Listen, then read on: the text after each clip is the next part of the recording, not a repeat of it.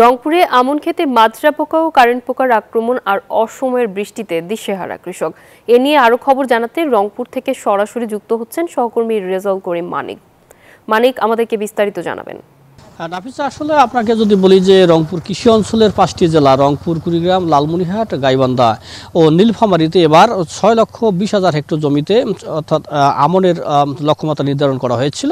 কিন্তু আমনের কিন্তু বাম্পার ফলন হয়েছে, কিন্তু শেষ সময়ে এসে যখন ধান কাটা শুরু হবে ঠিক সেই মুহূর্তে কারেন্ট পোকার আক্রমণে এবং কিন্তু অর্থাৎ কৃষকরা দিশেহারা হয়ে পড়েছে।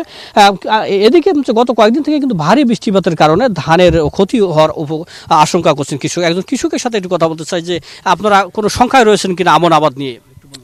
না, আমন আবাদ বলতে মনে করেন ফলন বাম্পার হয়েছে, কিন্তু লাস্ট পর্যায়ে সেই আপনার কারেন্ট পোকার অত্যাচার, দ্বিতীয়ত এই বৃষ্টির কারণে অনেক ধান শুয়ে গেছে। নিচু জমির ধান মনে করেন পানির নিচে পড়ে গেছে, ধানের উপরে পানি। এখন এলিয়ে মনে করেন এখন আবহাওয়া হয়েছে, এখন এটা তো আমাদেরও করার কিছু নেই, আপনাদেরও করার কিছু নেই। এখন যা করবে উপরালাই, এছাড়া তো মনে করেন আবহাওয়া। কারেন্ট পোকায় কোনো ক্ষতি হবে কিনা?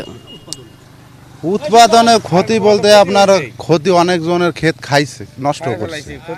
দ্বিতীয়ত কথা বলছেন একজন কৃষকের সাথে, তিনি কিন্তু বলছেন যে কারেন্ট পোকার যে উপদ্রব রংপুর কৃষি অঞ্চলে দেখা দিয়েছে তাতে কিন্তু উৎপাদন ব্যাহত হওয়ার আশঙ্কা করছেন চাষিরা। তাহলে এই ছিল নাফিসা আমার কাছে রংপুর থেকে সর্বশেষ খবর।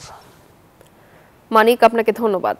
এক্সট্রিম মশার কয়েল প্ল্যান্ট ফাইবার দিয়ে তৈরি, তাই সহজে ভাঙে না, সুগন্ধিযুক্ত ও নিরবিচ্ছিন্নভাবে জ্বলে। ডেঙ্গু, চিকুনগুনিয়া বাহি সহ যে কোনো মশার বিরুদ্ধে দেয় এক্সট্রিম সুরক্ষা।